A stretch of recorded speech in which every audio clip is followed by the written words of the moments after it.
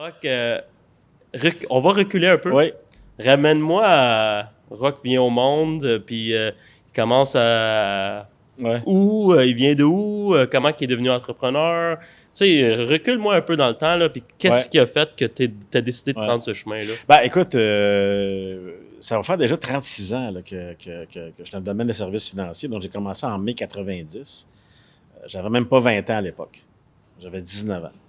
Puis, ce que je savais pas à l'époque, que j'ai su bien plus tard par la suite, c'est que j'ai eu des diagnostics de TDA, douance émotionnelle, haut potentiel émotif. En tout cas, un paquet d'affaires qui a fait en sorte que mon niveau de concentration au niveau de l'école, l'éducation, il n'était pas là pantoute. Fait que même si, quand j'étais là, je réussissais, j'ai pas réussi de façon académique là, à peut-être aller où est-ce que j'aurais aimé aller. En rétrospective, aujourd'hui, je me dis que j'ai pris un chemin qui m'a amené où est-ce que je suis, puis il n'est jamais trop tard si je retourne à l'école, mais bon. Puis, je viens d'une famille qui est profondément orientée sur les autres. Tu sais, moi, à titre d'exemple, tu sais, ma mère, sa mère est décédée quand elle avait comme 14 ans, puis elle avait 7 frères et sœurs, 6 frères et sœurs plus jeunes qu'elle. Donc, elle a abandonné l'école, puis elle a littéralement tu sais, élevé ses frères et sœurs. Il y en avait qui avaient 2-3 ans, là. Donc, très, très, très, très jeune, très tôt dans sa vie, elle, ça a été une abnégation totale là, du je puis du moi par rapport au nous. Ça, c'était clair. Puis, par la suite, chez nous, mes parents demeurent encore à la même place. Quand je suis arrivé à Gatineau, j'avais 5 ans. Il y a une cinquantaine d'années. T'es arrivé d'où? Je suis arrivé sur le bois de la Vérandrie à Gatineau, proche de l'école de la Montée. On m'a dit quand je suis arrivé à Gatineau. J'arrivais de où? J'arrivais de Maniwaki, de l'autre Gatineau. Pas tellement de Manic. Le Manic, oui, exactement. Puis, moi, ce que je me souviens chez nous, c'est que il y avait toujours quelqu'un qui restait chez nous. Il y avait une chambre en bas. Que ce soit un cousin qui venait à l'école, qui venait à l'école ici, que ce soit un oncle qui avait une mauvaise passe dans sa vie. Peu importe. Mais j'ai été élevé comme ça, moi. Autrement dit, il y a un problème, on prend soin, on règle. Puis l'autre élément, je pense, qui m'a façonné, c'est que, tu sais, mon père a toujours travaillé dans le domaine de la vente. Il était un des champions au Québec dans ce temps-là, dans ces années-là, les années 70-80, avec la compagnie Electrolux, vendait des aspirateurs, mais quand je te dis vendre des aspirateurs, il en vendait, là. Il y avait des T4 de 125 000 à la fin des années 70, là, à vendre des aspirateurs. Fait que quand j'avais 5 ans, moi, mon père, il 5-6 ans, 7 ans, le samedi matin, il m'embarquait dans son Impala costume bleu ciel. Puis il allait faire du porte-à-porte. Puis moi, je suivais en arrière, puis j'écoutais ça. Il n'y a pas une université qui enseigne ça. Là. Fait que si tu prends ces deux éléments-là, OK, d'altruisme, d'avoir un cours de vente absolument incroyable, de quelqu'un qui ne sait même pas, probablement lui-même, à l'époque, qui détient cette science-là.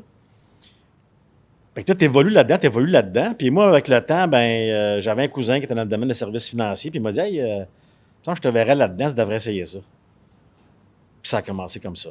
Parce qu'à l'époque, ça prenait un secondaire 5, une cravate, une grande gueule, puis une voiture, tu sais. Quelque chose comme ça. Là. Aujourd'hui, c'est plus complexe. Donc, j'ai commencé avec la Prudentielle d'Amérique à l'époque, qui n'existe même plus. Là. Puis le reste, c'est de l'histoire. Mais au tournant de la quarantaine, je te dirais, j'étais un petit peu tanné de faire ce que je faisais. Ça faisait au-dessus de 20 quelques années que je vendais de l'assurance. J'étais écœuré. Mais pour ceux qui ne savent pas c'est quoi, peux-tu juste nous donner bref? Dans le fond, je suis dans le domaine des services financiers. Ce qui est mon client type, moi, il y a une PME, mettons une compagnie de taxi, disons.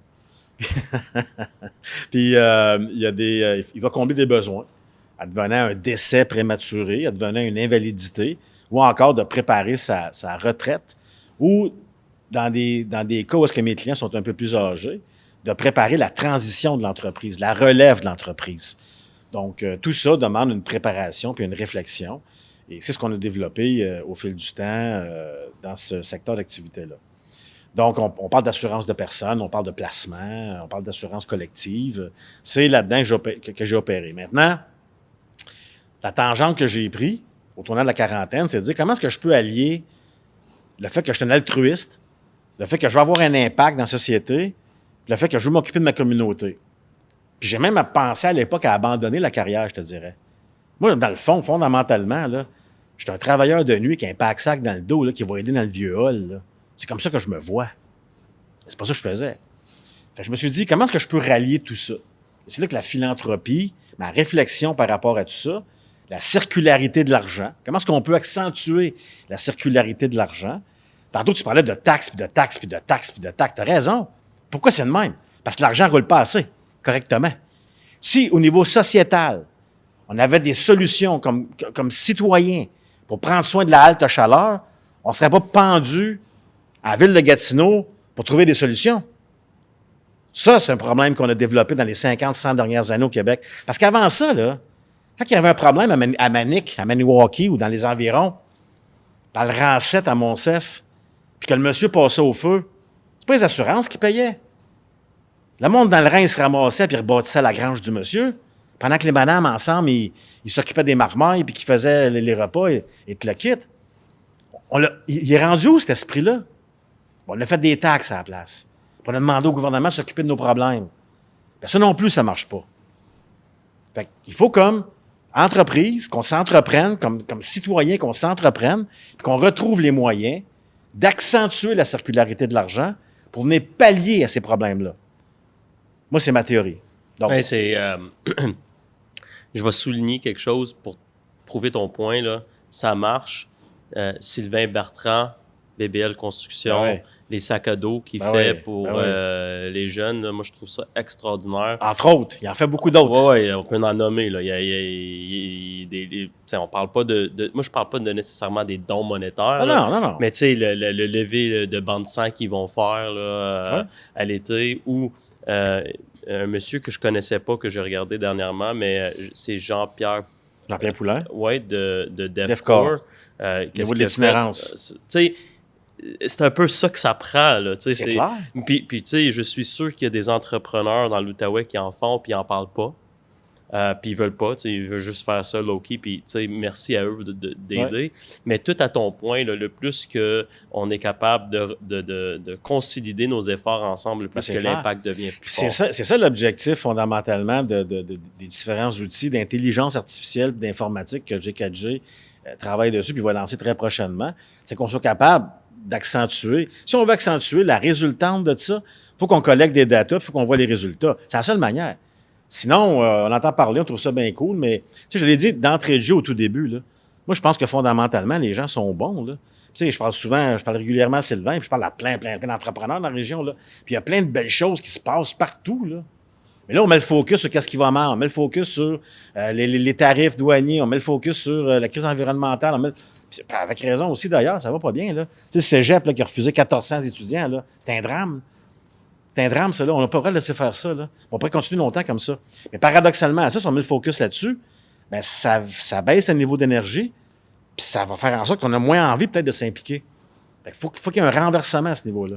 Oui, je suis 100% d'accord avec toi. Puis, une chose que encore, là, je me répète peut-être dans cet épisode, ce que j'aime, ta volonté de vouloir redonner, aider, c'est inspirant. Moi, j'ai été inspiré au départ par Sylvain. De le voir aller, je le considère un mentor. C'est clair. Puis après ça, ben, c'est comme tu es venu taper le clou encore plus avec tes idées. Puis moi, je te cache pas, là, demain, j'ai 34 ans. Donc, à 34 ans, de redonner, puis penser à l'environnement, je suis pas là dans mon thinking. J'étais pas là dans mon thinking. Mais là, je le suis beaucoup plus que j'ai été dans le passé. Puis c'est à cause des gars comme vous qui veulent aider, qui veulent redonner, qui veulent rassembler.